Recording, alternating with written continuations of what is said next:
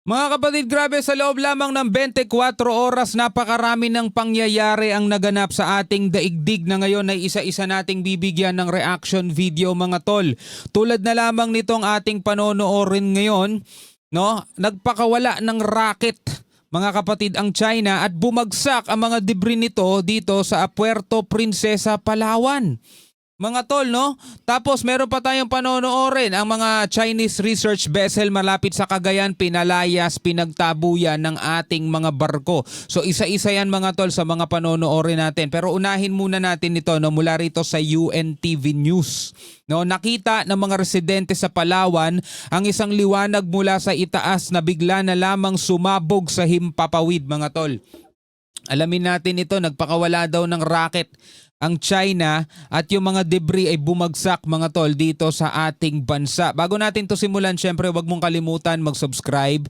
Click mo na rin ang notification bell para ma-notify ka whenever na may mga bago tayong reaction video. At syempre para sa mga nanonood naman sa ating Facebook page, wag niyong kalimutan mag-like at syempre follow na rin mga tol.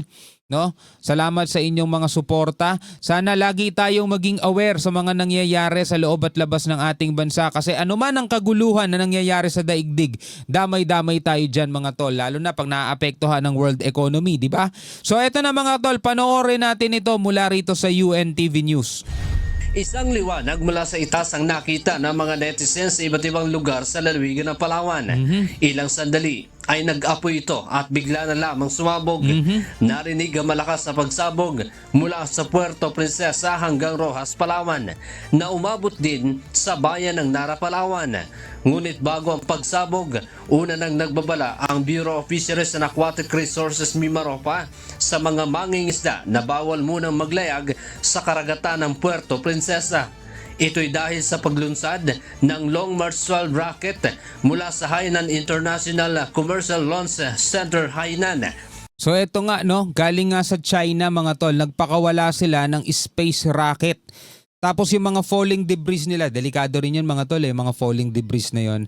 Namataan yan sa Puerto Princesa City, no, sa Palawan mga tol. At sa ibang report nga yan ay nagsibagsakan mga tol. Isa kasi ang Puerto Princesa sa drop zone na posibleng pagbagsakan ng mga debris kasama na ang Tubata Harip National Park. Delikado yung mga debris niyan mga tol. Parang mga nahuhulog na sing lalaki ng mga tricycle yan minsan eh. Ito rin ang kompormisyon ng PhilSA na nagpalipad ng rocket ang China kagabi. Sa ngayon ay wala pang inilalabas na pahayag ang bansang China hinggil sa nakitang isang ilaw at bigla na lamang sumabog na object sa himpapawid. Andy Pagayon. Okay, antabayanan natin yung report na yan mga tol, no? Mula rito sa ating mga otoridad mga tol. Isa sa mga bibigyan natin naman isa pa ng reaction video mula naman dito sa UNTV News, no?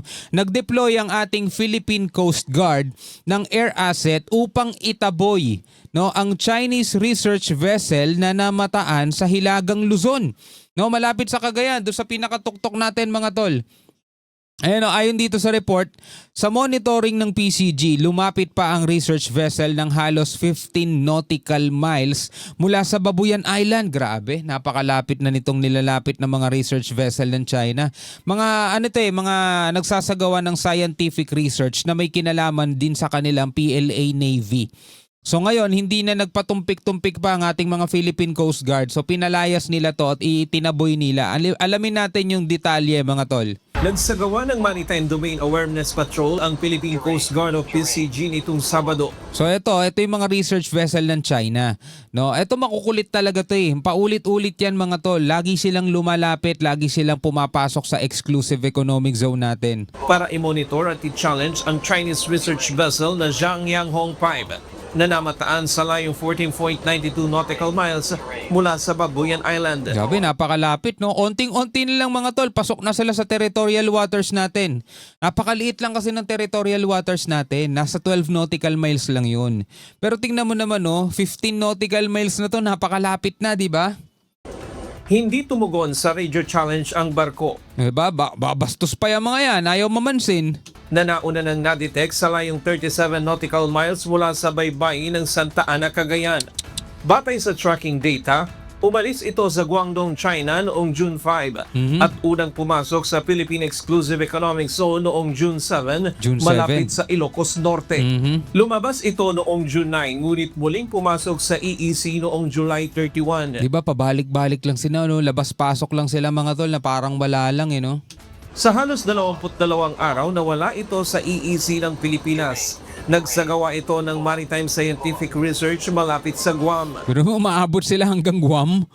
Grabe tong China, no? Umaabot sila hanggang doon. Mukhang lilibutin ata nila buong daigdig. Naghahanap sila na pwede pa nilang angkin at sabihin nilang kanila, no?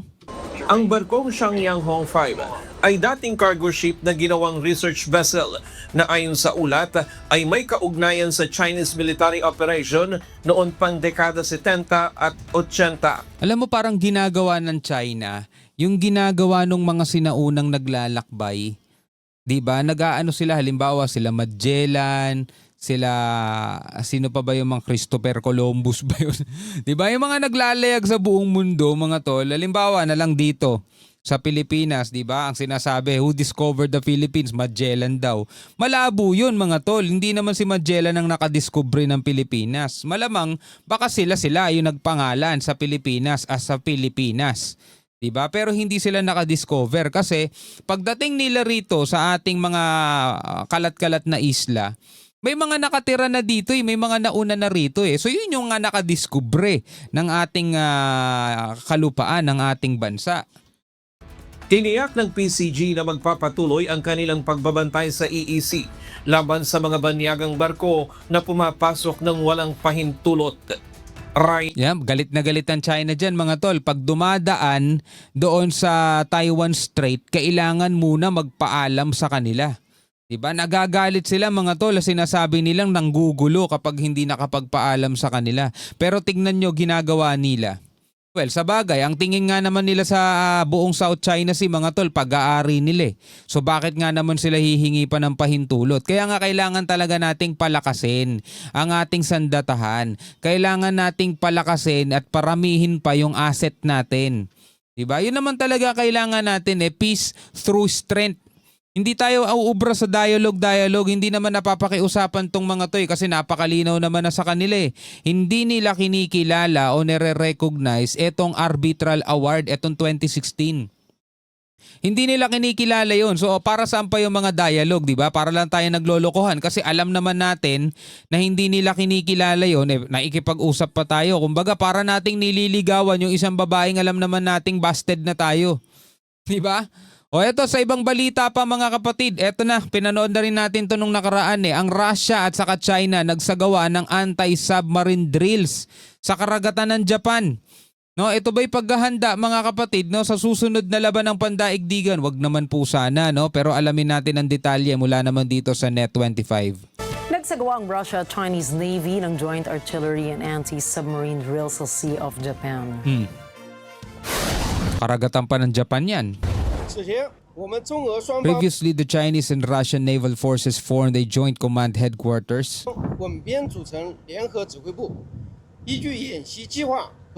and organized map simulations based on the exercise plan and drill program. We conducted in-depth discussion on issues such as organizational form and force coordination and revise and improve the exercise course plan and safety plan. At the same time, we conducted professional exchanges on projects such as underwater attack. So yan ang inaano nila. At the same time, we conducted professional exchanges on projects such as underwater attack. Sabi nga ganun, no? Magsisimula ba sa ilalim ng dagat yung ikatlong laban ng pandaigdigan? Kasi alimbawa si Trump, nag-deploy siya ng 2 nuclear-powered submarine o hindi natin alam kung nuclear-powered ba yung tinutukoy niya o nuclear-armed submarine. Malapit sa Russia. Ngayon, eto namang Russia at saka China, sa gitna ng mga tensyon na nangyayari ngayon, nagsasagawa rin naman sila ng mga ganitong klaseng anti-submarine drill and defense and submarine rescue.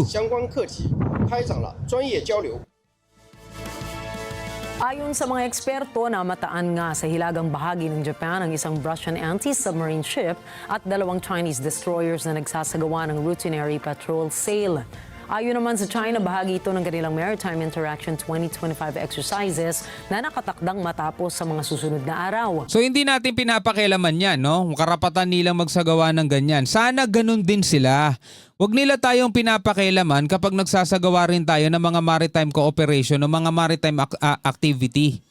Magugunitang sumailalim ang Russia at China sa isang no-limit strategic partnership iilang buwan lamang matapos magsimula ang digmaan sa pagitan ng Russia at Ukraine na nagbigay daan sa regular na pakikipag-ugnayan ng kanilang kapwa sandatahang lakas.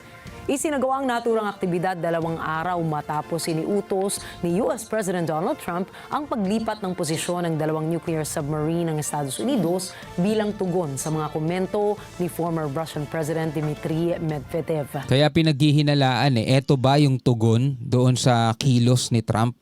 Diba? Kasi anti-submarine itong ginagawa nilang drills, no? Si Trump nag-deploy ng 2 submarine, eh. Diba? Malapit dito sa Russia. Познакомился с I вашими have met your captain and formation commander, the first step in communication, командирами кораблей, с командирами соединений. И which is very это, important for both of прежде us. всего, опыт общения это Only by большое understanding each other can we better understand our joint operations. значение имеет для нас обоих. То есть мы понимаем друг друга, понимаем наши действия взаимные, что нам предстоит. Get to know what какие will задачи happen and what выполнять. missions we will carry out. So ngayon mga kapatid, ito ang mga nagaganap ngayon. Ito, ilan lang to mga tol sa ating mga binigyan ng reaction and commentary. Una, nagpakawala ng racket ang China. At mababagsakan sa isa sa mga posibleng bagsakan mga tol, itong Puerto Princesa, Palawan. Sana walang mapahamak o walang masaktan mga tol, no, sa kanilang ginawang pagpapakawala ng space rocket. Pangalawa, eto mga tol, yung research vessel ng China, matagumpay naman siguro na naitaboy o napalayas ng ating PCG. Kahit na hindi pa rin nagbabago ang China, talagang hindi sila sumasagot sa mga radio challenge, no? At least ginagawa ng ating PCG yung kanilang trabaho. At eto na nga, ang pinakahuli na ating binigyan ng reaction video, etong ginawang joint artillery and anti-submarine drills ng Russia at ng Chinese Navy sa karagatan ng Japan. Ano ang inyong masasabi rito mga tol? Comment na lamang kayo sa ibaba. Hanggang sa muli, maraming salamat sa inyong panonood. Ako nga pala si Shobal D. Peace out.